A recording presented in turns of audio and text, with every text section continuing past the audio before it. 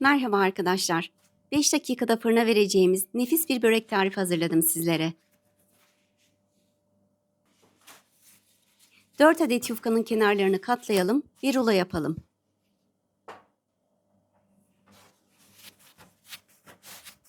Beni hangi ülkeden ve şehirden izlediğini yazar mısın? Sizleri tanımak çok mutluluk verici.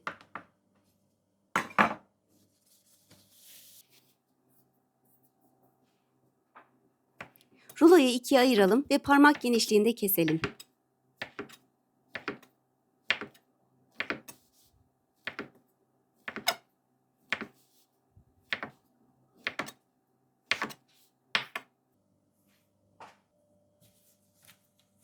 Katlarını ayıralım.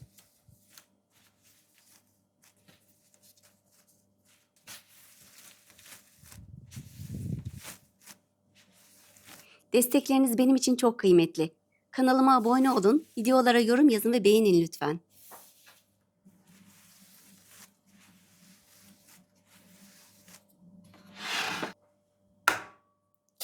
Böreğimizin sosu için 2 yumurtayı kıralım.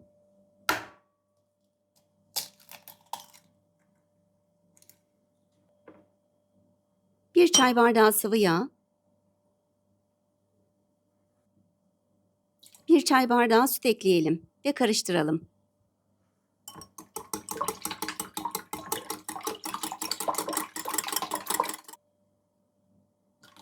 Bir şişe maden suyu ekleyelim ve tekrar karıştıralım.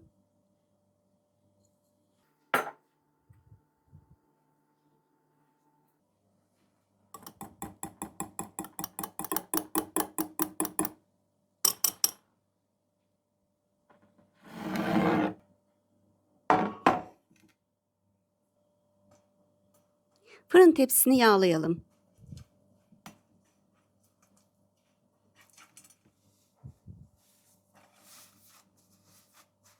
Yufkaların yarısını tepsiye yayalım.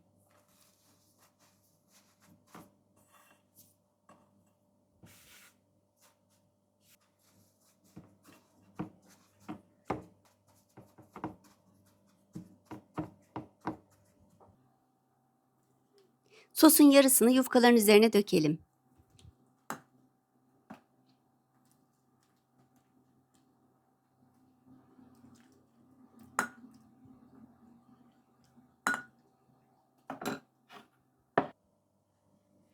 İç dolgu için beyaz peynir ekleyelim.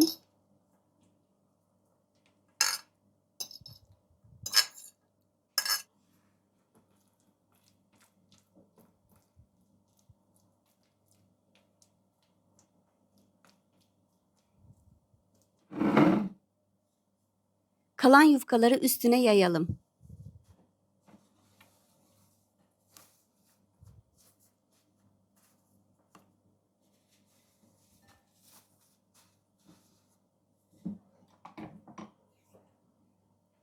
Kalan sosu üstüne dökelim.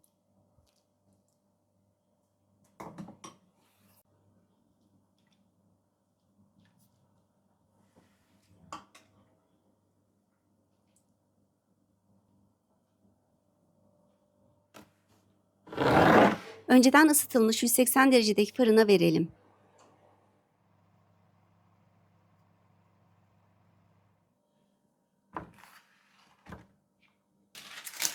Böreğimiz çok güzel kızardı. Ters çevirelim.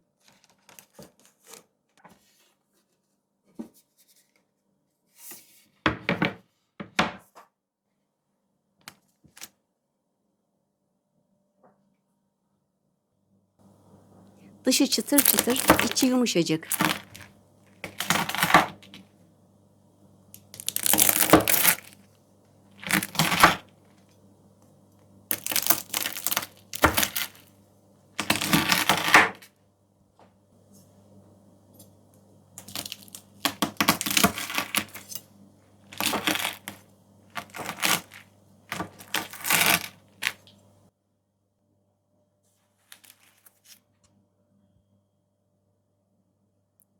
Su böreği kıvamında ve lezzetinde. Muhteşem bir börek tarifi.